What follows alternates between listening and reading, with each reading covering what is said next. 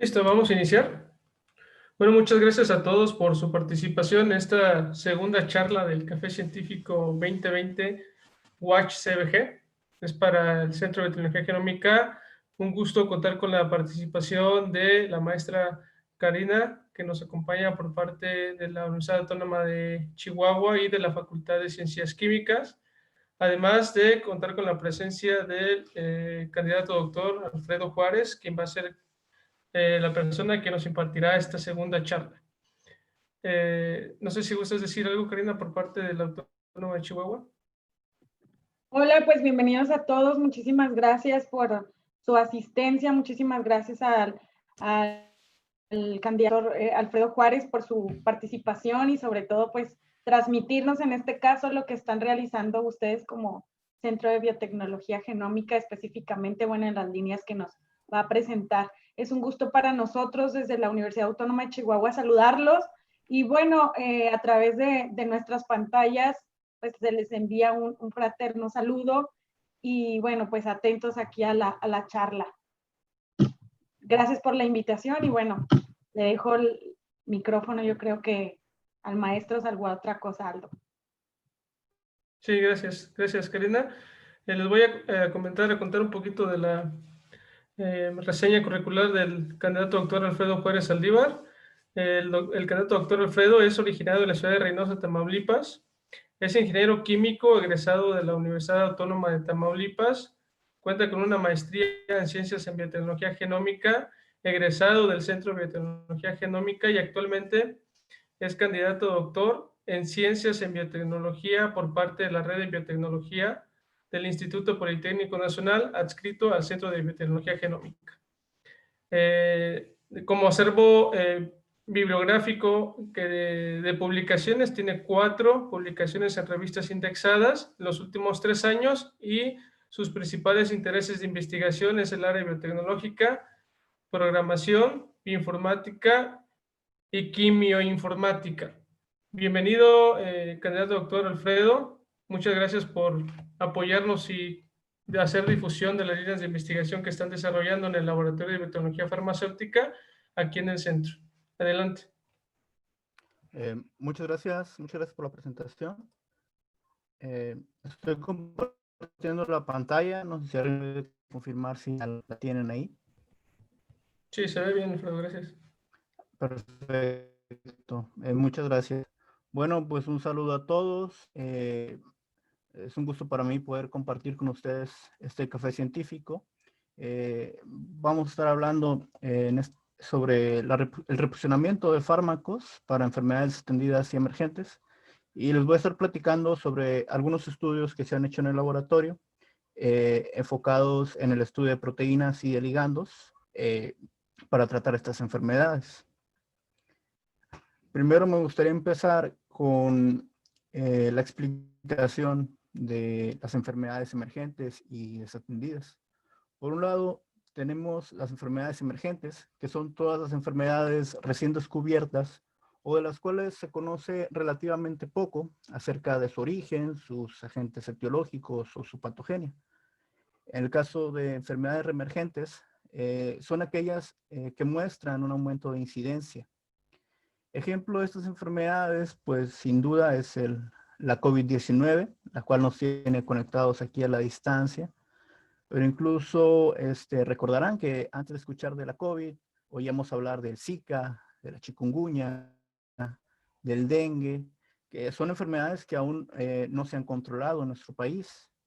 También podemos mencionar que este año ha existido un incremento en el número de casos de sarampión e incluso lepra en algunos estados de la República Mexicana. Como estas, hay otras enfermedades consideradas emergentes o reemergentes en distintas regiones del mundo. Por otro lado, tenemos las enfermedades tropicales desatendidas, que son aquellas enfermedades parasitarias y bacterianas que afectan a las regiones más pobres del mundo. Se estima que en estas regiones hay más de 1,000 millones de enfermedades.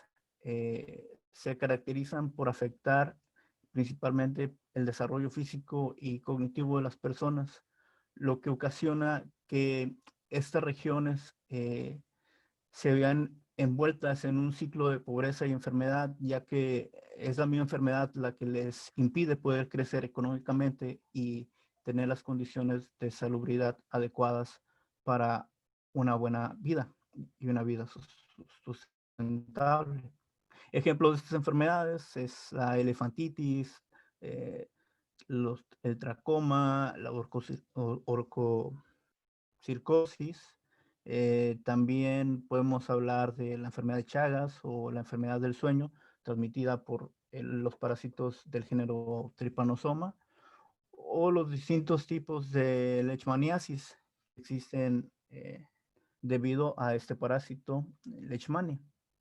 Hablar de todas estas enfermedades en conjunto tiene un porqué, ya que todas estas enfermedades requieren de tratamientos efectivos y de bajo costo que puedan llegar a la mayor cantidad de personas y en el menor tiempo posible.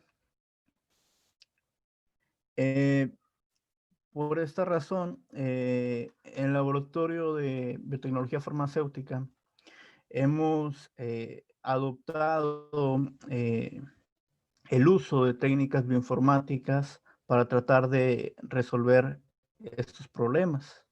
Pero antes de ver los ejemplos específicos y las estrategias que hemos utilizado, me gustaría explicar un poco qué es la bioinformática y cuál es su papel en el diseño de fármacos.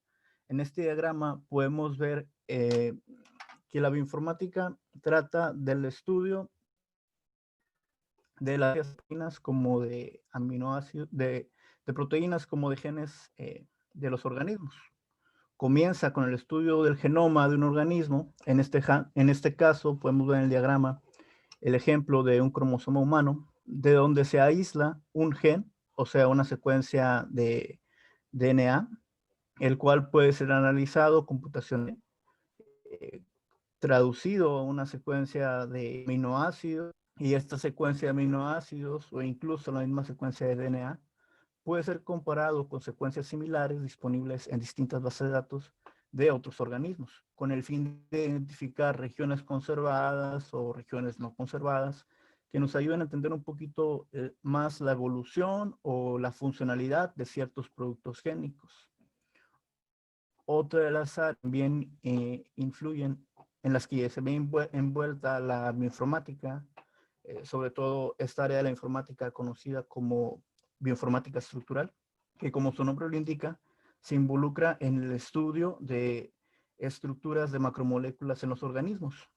Aquí podemos ver un ejemplo de una estructura tridimensional de una proteína. Esta estructura puede ser obtenida mediante cristalografía, que es un método experimental, o mediante modelado por homología, que es un método computacional. Y esto nos lleva ya al área de diseño de fármacos. Cuando hablamos de diseño de fármacos por computadora, pues nos estamos moviendo en estos puntos 4 y 5 del diagrama. El punto número 5 de este diagrama nos habla de encontrar fármacos que se puedan unir a esa estructura. Normalmente se conocen como ligandos.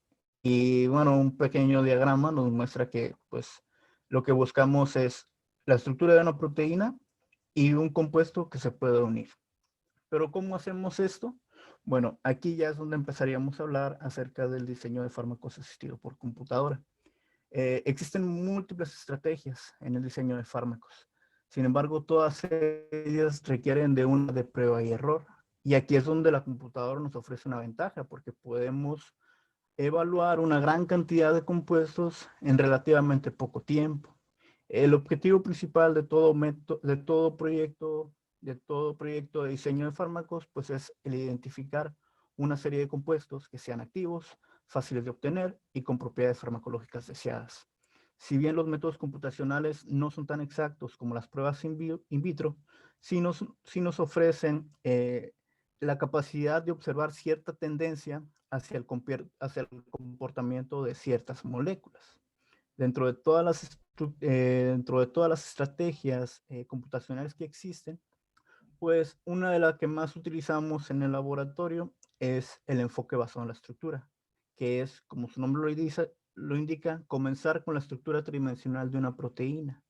y evaluarla. ¿Cómo lo evaluamos? Bueno, la metodología más utilizada basada en estructura se conoce como acoplamiento molecular, la cual la podemos definir como la evaluación de la unión de un compuesto, de un ligando, con una proteína.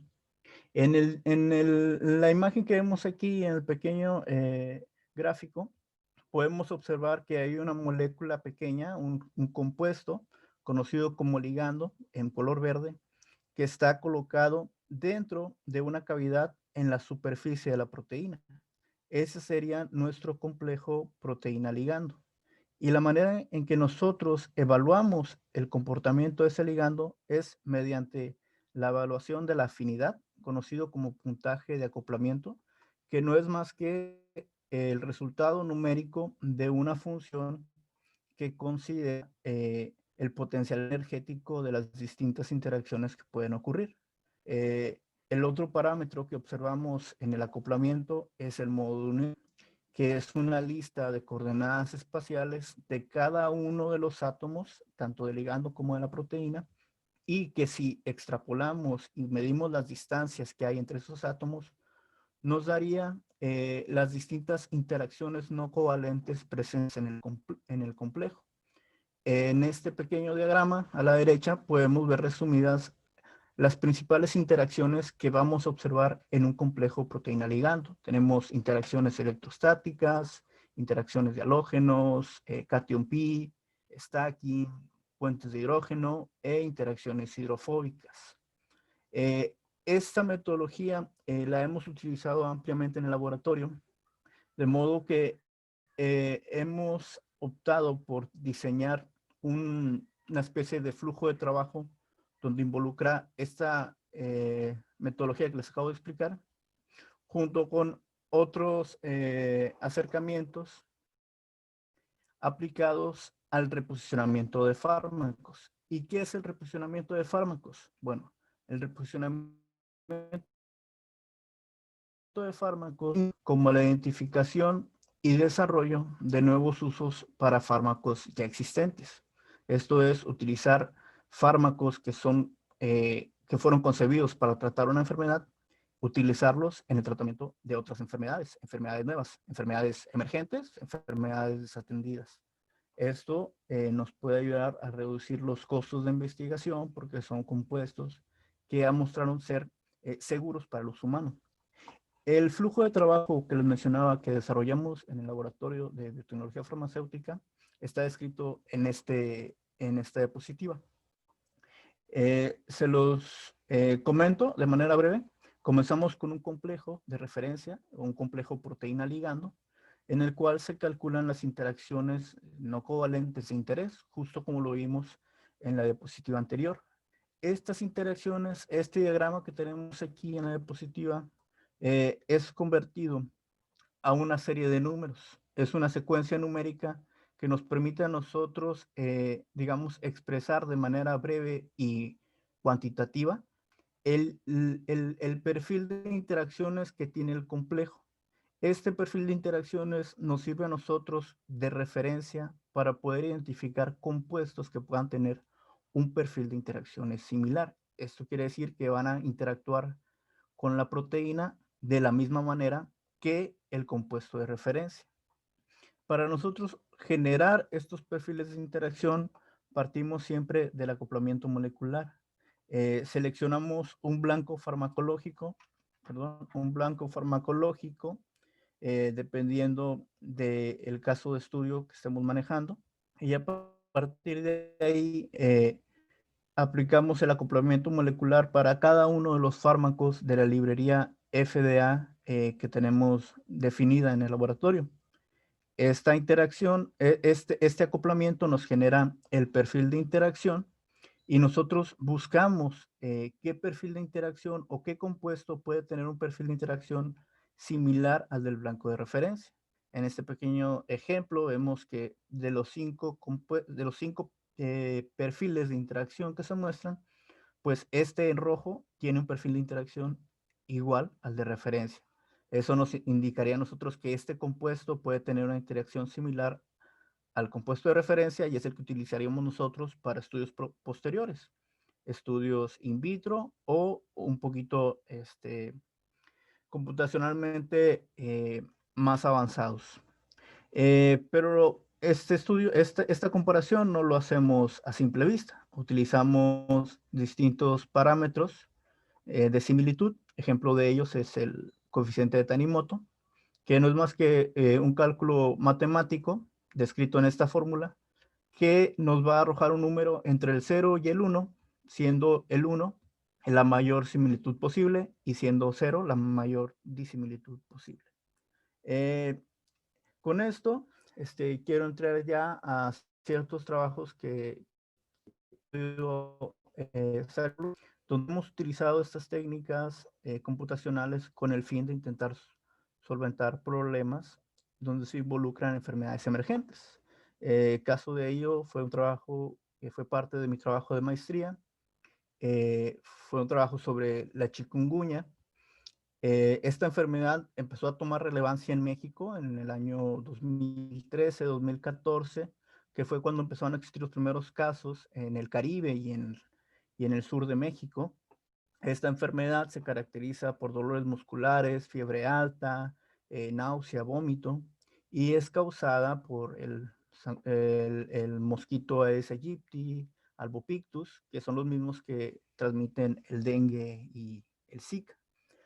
El trabajo en sí, del que me tocó participar, fue en la evaluación de las proteínas, construcción de los modelos de las proteínas de este virus, ya que en ese entonces no había ninguna estructura tridimensional reportada de ese virus.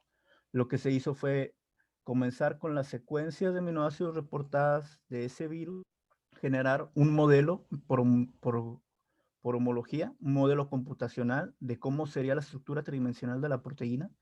Después utilizamos otro programa con el fin de predecir los sitios de unión de esa proteína, de ese modelo. Una vez hecho esto, procedimos a realizar la técnica de acoplamiento que ya les expliqué. En este caso utilizamos una técnica de acoplamiento conocida como a ciegas, que se trata de hacer la búsqueda alrededor de toda la superficie de la proteína. Se prueba cuáles son los sitios más favorables para la unión de los compuestos. Se observan con detenimiento en la imagen, van a ver que hay un montón de compuestos de distintos colores unidos a lo largo de la superficie. Análisis de cuál es la zona donde se une el mayor número de compuestos con la mayor afinidad posible. Esta zona nosotros la identificamos como un sitio selectivo para el análisis de cribado. Esta región fue utilizada para un análisis de cribado posterior. Este mismo análisis se realizó con las otras 6 proteínas que componen el virus, 4 proteínas no estructurales y 2 que se encuentran en la superficie de la cápside. Y como les menciono, estas regiones se utilizaron para un análisis de acoplamiento un poco más dirigido, que terminó con la elaboración de esta red en donde se muestran las distintas proteínas en color amarillo y los potenciales inhibidores en color azul, donde pudimos observar que algunos inhibidores podrían tener la capacidad de interactuar con más de una proteína a la vez. Este estudio terminó en la fase experimental. Bueno, quedó pendiente la parte experimental, pero fue parte de lo que se realizó en mi tesis de maestría. Me gustaría ahora pasar a otro trabajo, ahora enfocado a enfermedades causadas por protozoarios. En esta diapositiva podemos ver los 5 principales parásitos protozoarios presentes en México: Giardia lamblia, Maxolítica, Leishmania mexicana, Trypanosoma cruzi, Trichomonas vaginalis, los cuales se transmiten por distintas vías, ya sea por agua o por comida contaminada, mediante vectores o incluso mediante transmisión sexual, como el caso de Trichomonas vaginalis. A nivel mundial, pues las enfermedades causadas por protozoarios afectan a más. disminuyen en gran manera la calidad de vida de las personas, a pesar de que pues hay casos de personas asintomáticas, pero incluso algunas enfermedades llegan a generar padecimientos crónicos. Los tratamientos disponibles actualmente para estas enfermedades pues presentan muchos efectos adversos, además de que hay una baja eficacia y últimamente se ha visto un incremento en el número de reportes de resistencia. Eh, eh, a pesar de esto, pues aún son pocas las alternativas que hay para estos tratamientos. Por esta razón, nuevamente aplicando las metodologías que ya les explicamos, pues nos dimos a la tarea de buscar alguna manera de ayudar en este problema. Lo que les muestro aquí es el resultado de un trabajo de investigación que se hizo ya en el doctorado, donde lo que hicimos fue estudiar el blanco molecular conocido como enzima biofuncional de dihidrofolato reductasa, timilidato sintasa de Trypanosoma cruzi. Hicimos un análisis nuevamente de las principales interacciones que hay entre el cristal y los inhibidores conocidos. Aquí vemos el diagrama de las interacciones, vemos cómo los inhibidores conocidos tienen ciertas interacciones conservadas con esa proteína y estas interacciones las convertimos en un perfil de interacciones como el que vemos aquí, que es una secuencia numérica que nos permite a nosotros comparar ahora sí cuantitativamente ese perfil con el perfil de interacciones de otros compuestos. En este caso, hicimos una comparación con los fármacos aprobados por la FDA. Nuevamente realizamos el acoplamiento molecular utilizando la librería de fármacos FDA y pudimos nosotros, digamos, graficar en el eje X la similitud con el perfil de interacción de los compuestos control y en el eje Y digamos, el valor de afinidad de estos compuestos. Entre más arriba se encontraba el compuesto, pues era mejor en la escala de energía libre. Y entre más a la derecha, podríamos decir que era mejor en la escala del coeficiente de Tanimoto. Esto nos llevó a identificar 10 compuestos como el top de compuestos como potenciales inhibidores de la enzima DHFR-TS, que es la que les estamos manejando aquí.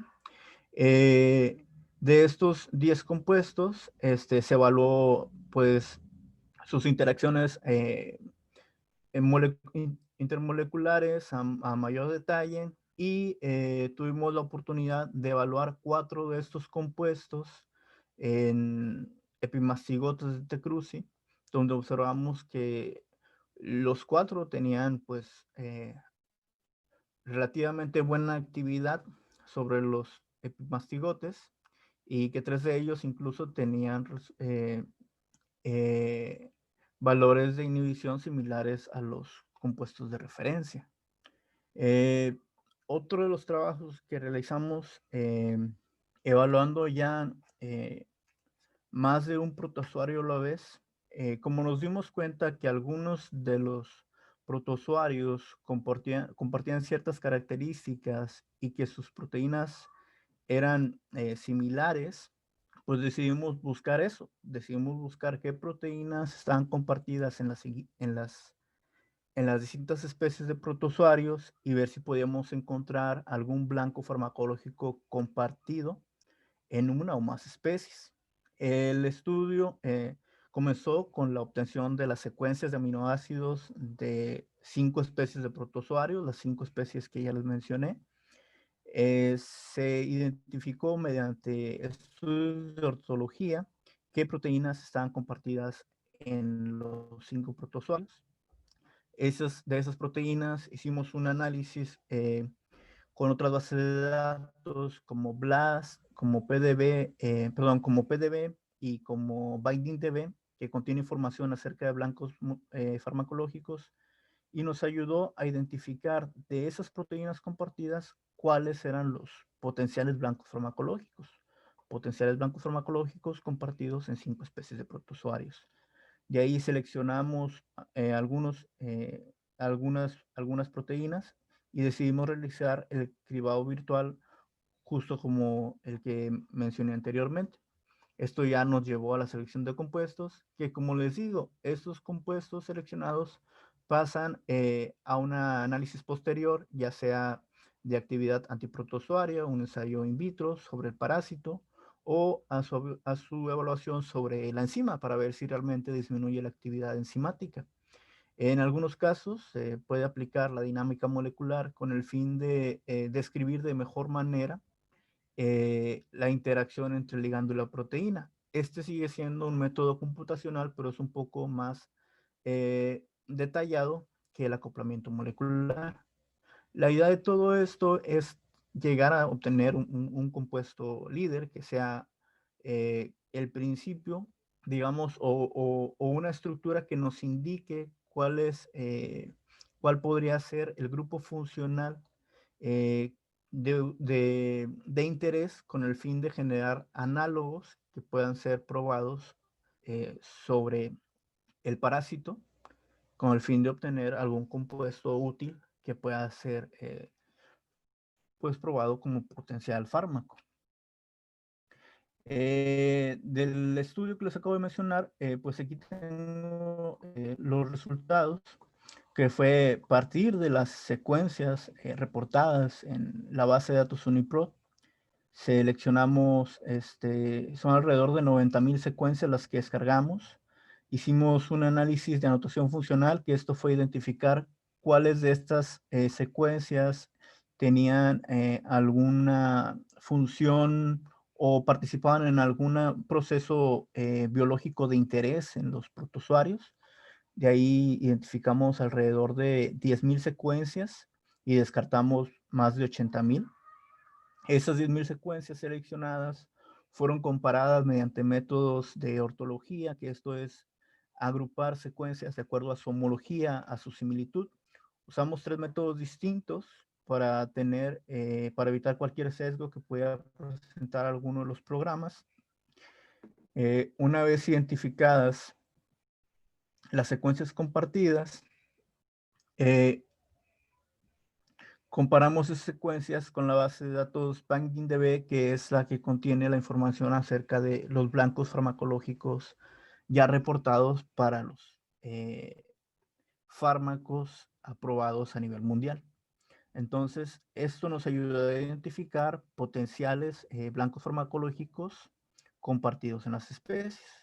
Se procedió a hacer una comparación también con la base de datos PDB. La base de datos PDB contiene información acerca de las estructuras tridimensionales de las proteínas, ya que, como les dije, la estructura tridimensional de una proteína es el punto clave en los estudios de diseño de fármacos enfocados en la estructura. Esto nos ayudó a identificar, una vez comparados los resultados de cada uno de los programas, nos ayudó a identificar 12 proteínas potenciales blancos farmacológicos compartidos en las 5 especies de protozoarios que les mencioné. Estas son las proteínas que identificamos y estas son la principal función Pues cállate con en la que atención. participan esas proteínas. De esas proteínas, seleccionamos la enzima triosofosfato isomerasa como el potencial blanco compartido en estas 5 y procedimos a hacer un análisis de acoplamiento molecular. Hicimos un acoplamiento molecular por cada una de las especies, es decir, utilizamos la triosofosfato isomerasa de histolítica, hicimos acoplamiento molecular con la librería de FDA. Después, independientemente, de manera independiente, lo hicimos con la enzima triosofosfato isomerasa de Giardia lamblia, después lo hicimos con Trichomonas vaginalis, después T. cruzi y después Leishmania mexicana. Y observamos que algunos compuestos presentaban buena interacción con más de un protozoario a la vez. Eso nos llevó a nosotros a evaluar cuáles compuestos presentaban, digamos, esta buena interacción en más de un protousuario a la vez. Y es lo que nos muestra aquí el diagrama. Lo que vemos aquí son, digamos, compuestos que presentan una buena interacción debajo del punto de corte para las 5 especies de protozoarios. Estos compuestos seleccionados, pues, están siendo evaluados mediante dinámica molecular con el fin de identificar de mejor manera cómo es la interacción entre el ligando y las proteínas. Ya tuvimos la oportunidad de hacer ciertas evaluaciones in vitro.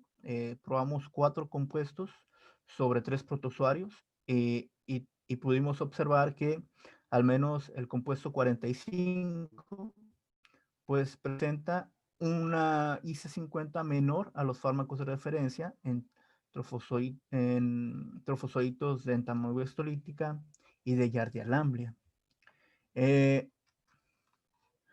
Por último, me gustaría hablar de un trabajo de los más recientes que hemos hecho, donde involucra la proteína MPRO de SARS-CoV-2. Lo que hicimos fue aplicar el enfoque basado en estructura, que ya les estoy hablando, pero incluir previamente un enfoque basado en el ligando. Esto es, a partir de un compuesto control, identificar sus propiedades estructurales. Esto nos genera, al igual que el patrón de interacciones, pues un patrón, podemos decir, de subestructuras. Y este patrón de subestructuras es conocido como fingerprint. Entonces, lo que hicimos fue utilizar este fingerprint que tomamos de inhibidores conocidos de esta proteína y evaluar 3 bases de datos diferentes. Evaluamos la base de datos DrugBank, que contiene información sobre compuestos, digamos, que han sido evaluados como fármacos. Algunos son aprobados, algunos están en etapa experimental. Evaluamos también la base de datos Campbell, que es una base de datos de compuestos europea, tiene alrededor de 2 millones de moléculas. Evaluamos también la base de datos PDB con el fin de identificar compuestos que han sido cristalizados con proteínas parecidas a la MPRO de SARS-CoV-2. Y usamos este filtro de fingerprints y de acoplamiento molecular a la par. Y esto nos llevó a identificar una serie de compuestos. Estos compuestos, como vemos aquí, en este caso fueron 946 de DrugBank, 174 de Campbell y 144 de PDB. Los llevamos todos hacia un análisis de agrupamiento por similitud. Esto con el fin de identificar los distintos grupos funcionales que estaban mostrando la mejor actividad contra esta proteína. Se generaron 64 grupos y de cada grupo se tomó el compuesto con la mejor actividad calculada mediante acoplamiento. Y aquí en este pequeño diagrama pues se muestran el top 10 de compuestos. Este top 10 fue obtenido a partir del patrón de interacciones, ahora sí, tomado del enfoque basado en estructura. Entonces, primero se hizo digamos, un fingerprint de los compuestos a partir de los controles únicamente, de la estructura del ligando, y luego ya aplicamos la estructura de la proteína. Y bueno, se ve aquí borroso, son resultados que todavía no se publican, pero es un trabajo que ya está terminado y ya se envió a la revista y ahorita está en revisión, de hecho. Con esto terminaría yo mi participación. No sé cuánto tiempo me haya hecho, pero espero les haya parecido interesante y cualquier pregunta, pues aquí estamos. Perfecto, Alfredo, muchas gracias. Te faltó 1 minuto para tener los 40. O sea, quedó excelente tu plática. Muchas gracias. Muy interesante tu plática. Le recordamos que la intención de este café científico 2020 con la UASH y el CBG es fomentar el intercambio académico, la divulgación de la ciencia y la tecnología que se desarrollan en ambas instituciones, fomentar la movilidad estudiantil y las estancias de investigación y tesis que se puedan generar dando la difusión de estas líneas de investigación. Muchas gracias, Alfredo. Vamos a dar un poco de tiempo para algunas preguntas por si alguien quiere realizarlas. Puede utilizar el chat o abrir su micrófono, por favor.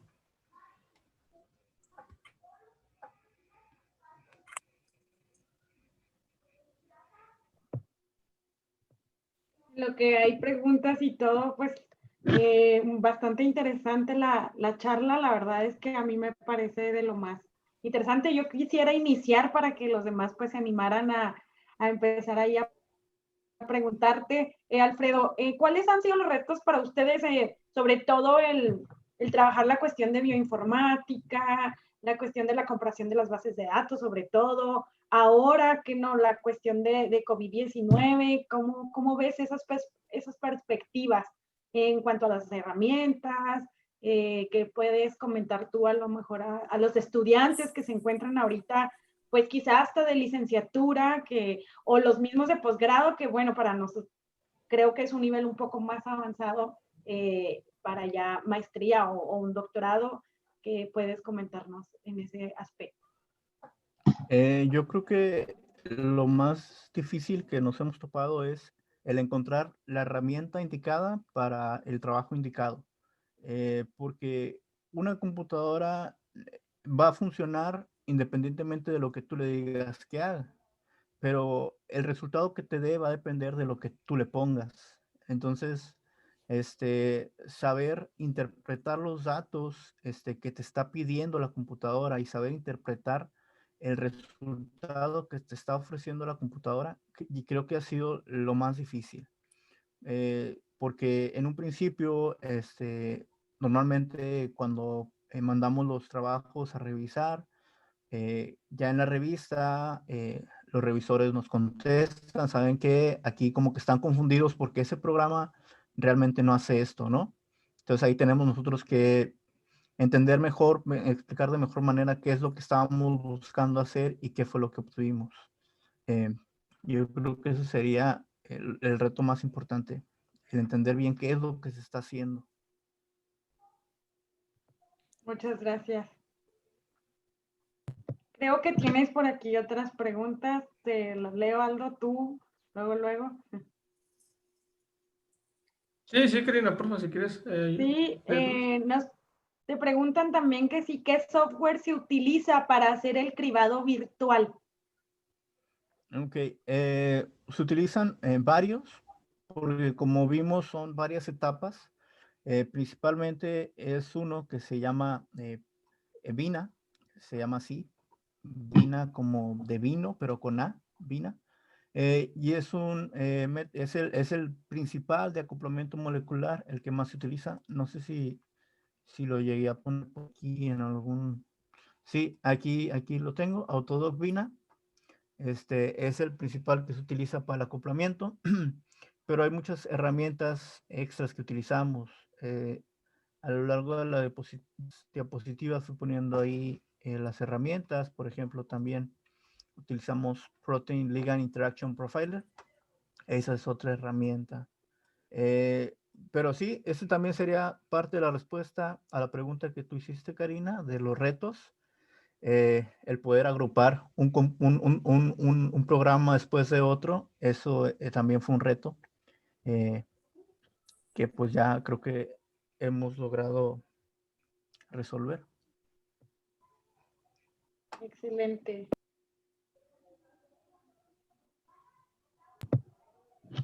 Creo que tienes por aquí otras, de hecho tienes varias, mira.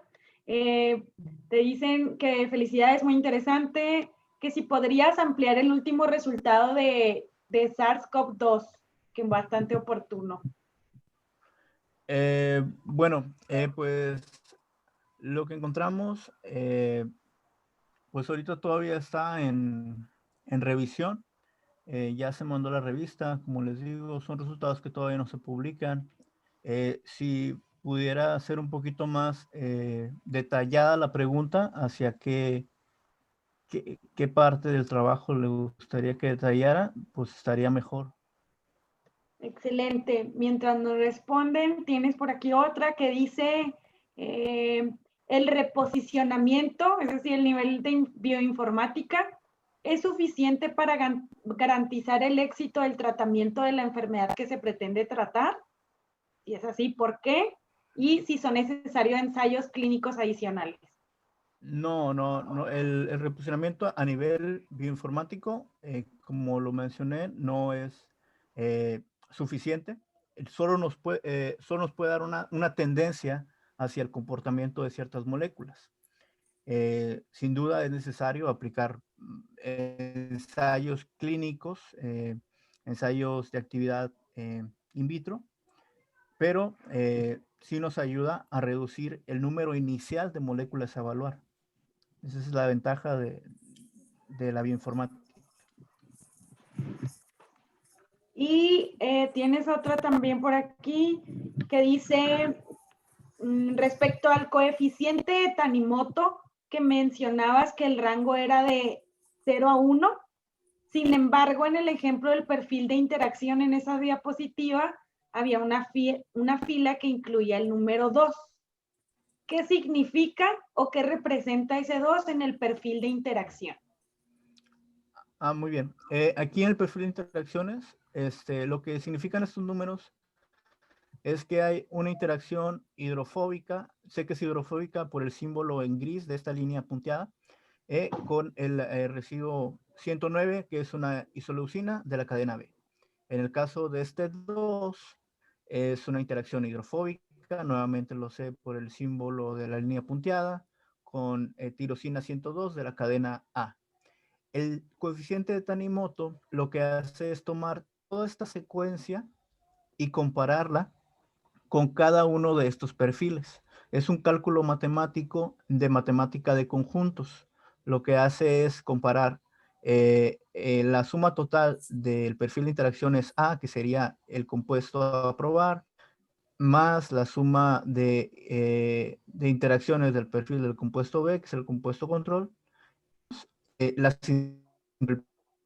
parte del que es entonces da uno, siempre da que es su propia matemática, y en el 2 es el número de interacciones de cierto tipo con cierto aminoácido. Tienes otra finalmente que dice, dice, bueno, en realidad dos más. Dice, al hacer el acoplamiento molecular aparecen varios modos de unión, pero al visualizarlo solo aparece una conformación. ¿Eso qué indica o cómo lo interpreto? Muchas felicidades, Alfredo. Es un gran trabajo en el que acabas de presentar, muy completo y nutritivo. Muy bien. Hay distintas maneras de considerar esas confusiones extras que te da el acoplamiento. En este trabajo que les presento aquí, realmente aquí, si contáramos los puntos, no son, digamos, hay más de un punto por cada uno de los compuestos. Digamos, cada uno de estos puntos es una conformación distinta de un mismo compuesto. Aquí yo decidí considerar todas las conformaciones que me da el acoplamiento y discriminar ahora con base en el coeficiente de Tanimoto. Así que yo estoy considerando todas las informaciones en el resultado del acoplamiento. En otros trabajos se opta por elegir únicamente de las 10 o 100 informaciones de dar un número. Primero se evalúa solamente una y luego esa una es como representante de ese compuesto. Pero también puede ser, como digo aquí, se toman todas las confusiones obtenidas del mismo compuesto. O sea, no se discrimina ninguna, no se desecha ninguna. Creo que esa fue la pregunta que había hecho por ahí. Igual y aquí en el chat, si queda algo por ahí, si no queda algo claro, pues les pido a quienes realizaron las preguntas, pues no lo hagan saber, por favor. Tienes otra, dice que en KML solo se buscó los compuestos solamente por su similitud o también por su estructura, y por qué un tipo de búsqueda u otra. Se utilizó únicamente por similitud y se utilizó más que nada por el gasto computacional que nos requería. Usar si se fijan, hay la clave de Max Fingerprints, que es un típico específico de decir, es computacionalmente no exigente y nos permitió evaluar los 2 millones de moléculas. Si utilizamos otro tipo de búsqueda,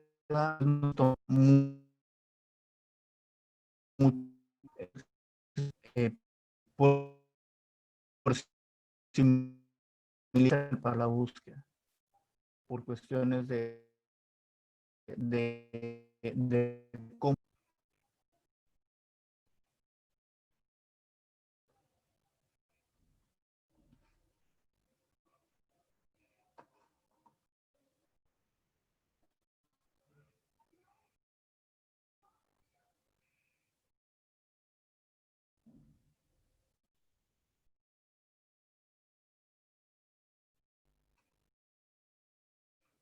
Por aquí estoy leyendo otra pregunta aquí en el chat. Voy a contestar.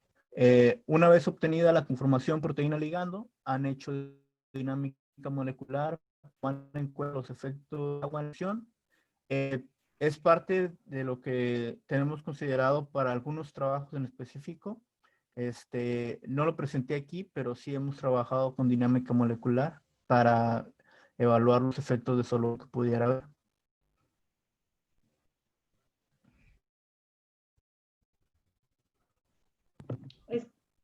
Creo que, perdón, se nos ha ido un poquito, no sé si el internet, no sé si a todos, pero bueno, sí, yo sí escuché la pregunta, no sé si los demás puedan confirmarnos aquí en el chat si se escucha correctamente. Sí, porque se escucha un poquito cortado, entonces. Hola Alfredo, tengo una pregunta. Sí, adelante. Mira, yo me imagino este tipo de investigaciones que se me hace muy buena, se me hace muy interesante, como una primera etapa, como un filtro en la cual tú seleccionas ciertos compuestos que puedan ser útiles, pero tengo curiosidad de cuántos de esos trabajos llegan a concluirse, a realizarse in vitro y bueno, de que den resultados que puedan ser utilizados o aplicados en enfermedades. Que tenemos que eh, para cualquier proyecto de se requieren 3 cosas. Una gran cantidad de pruebas y una gran capacidad de intuición, pero también mucha suerte. Incluso las grandes farmacéuticas tardan muchos años en poder encontrar un compuesto que pueda ser activo o útil contra una enfermedad. A nivel académico, estos trabajos nos sirven de 2 formas. El principal, del que hemos nosotros sacado más provecho, es en la evaluación. Esta es información muy diferentes trabajos de fármacos de principio a fin, porque es un proyecto que requiere muchísimo dinero y muchísimo tiempo. Eh, por esta razón, aquí el trabajo se ve como que muy, digamos, muy en una etapa muy...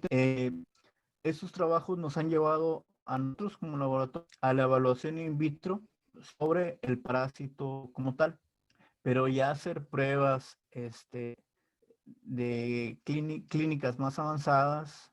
Sí, ha habido trabajos que hemos llevado ya a nivel ratón, pero como te digo, son trabajos, ensayos ya muy costosos que tal vez ya a nosotros como academia ya nos cuesta un poquito poder avanzarle ahí. pero la información y los resultados son muy valiosos para otras organizaciones.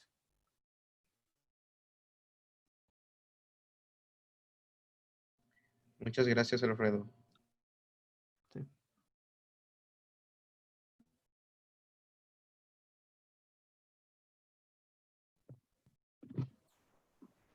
Pues no sé si haya más preguntas por parte de nuestros participantes.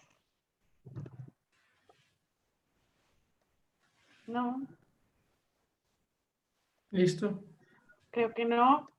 Alfredo, muchísimas gracias. A nombre de la Facultad de Ciencias Químicas y de la Universidad Autónoma de Chihuahua, es un gusto para nosotros conocer pues el trabajo que realizan ustedes específicamente. Gracias por tu participación. Es un gusto pues para nosotros poder vincularnos de esta forma con el Centro de Biotecnología Genómica y pues los invitamos a la siguiente sesión, que sería pues por parte de una de nuestras investigadoras el día 3 de noviembre con el tema de la determinación de virus en agua, los virus entéricos en agua. Entonces, pues para que también se conecten, ahí estará dando información Aldo. Muchísimas gracias, Alfredo, bastante interesante toda la charla, tan es así que bueno, están por aquí preguntándonos si se va a compartir parte de la charla. Les agradezco muchísimo su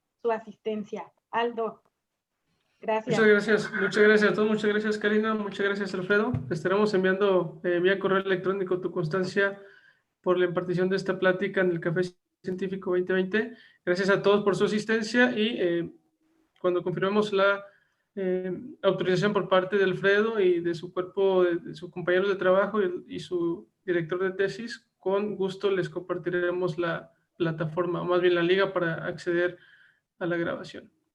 Finalmente aquí nos están solicitando, bueno, igual y eso se lo dejo aquí a Alfredo, la información del contacto con el expositor. Pues bueno, yo creo que es algo de los objetivos principales del café, ¿no? Realizar este tipo de redes, compartir las líneas de investigación que tienen ustedes, qué es lo que hacemos nosotros y otros, porque pues cabe mencionar que no solo está conectada la Universidad Autónoma de Chihuahua, no nada más está el Centro de Biotecnología, hay participantes pues de otras instituciones también, y bueno, nos interesa generar esta red de vinculación, pues no nada más para la difusión y divulgación, sino en su momento pues la colaboración entre investigadores, estudiantes, etcétera. Muchísimas gracias. Listo, gracias a todos por su asistencia. Excelente. Hasta luego. Pasen un bonito fin de semana todos. Cuídense Igualmente, mucho. que descansen. Gracias Alfredo, gracias Susi y Alfred.